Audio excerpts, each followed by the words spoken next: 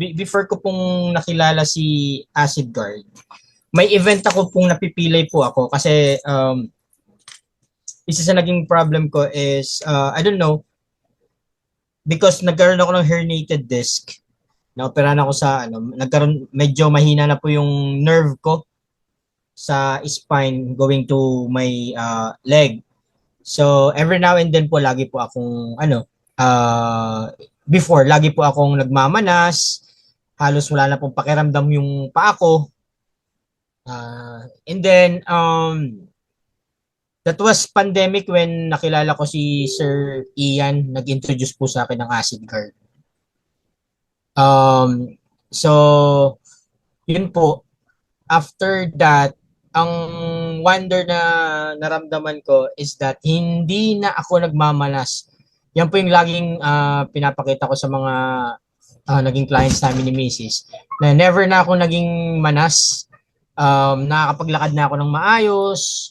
And then the same time, yung isa sa miracle ko with Acid Guard is that yung insulin dependent po kasi ako. Hindi po ako umiinom ng mga oral medicine kasi hindi po siya tinatanggap ng katawan ko.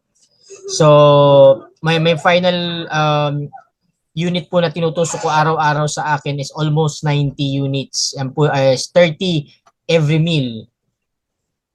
Yan po yung tinutusok ko. Malaki pong amount yon ng insulin. So, in 2 weeks time, nakakadalawa hanggang 3 insulin pen po ako. Ngayon po, mayroon na lang akong 15 units before meal ang iniinom ko. Tinutusok ko. I'm sorry about my background, yung mga bata. Yun po.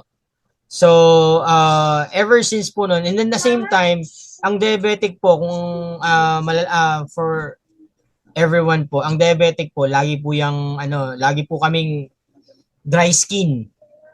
Part yan ng pagiging diabetic. But because of Acid Guard, hindi na po ako nagiging dry skin. Lagi kong pinapakita yan sa mga naging clients ko na hindi na ako naging dry skin. Ever since pong iniinom ko si Acid Guard, minsan nga iinis na kami ni wife kasi alam naman natin lahat na this year, for some reason, napakainit. After nung summer hanggang ngayon, mainit pa rin. Kahit naka-aircon na kami, excessive pa rin yung sweating namin, which is very good. Kasi nga, unlike before, na halos hindi kami pinapawisan, ngayon po, pinapawisan na kami, na which we actually need, or I actually need as a diabetic. Kasi that's one way of releasing yung mga excess sugar sa katawan namin. So, ganun po kaganda yung Acid Guard because of yung in-explain ni Sir Ian tsaka ni Sir Adrian nung nag-seminar kami dun sa bahay nila na because of the dissolved oxygen natutulungan yung blood flow. Yung po kasing problema namin diabetic, yung laging malagkit yung dugo namin. And because of the dissolved oxygen, it helps circulate yung blood properly, which we actually needed. And then the same time, yung ramdam na ramdam ko po yung sinasabi nilang parang lumuluwag yung vein.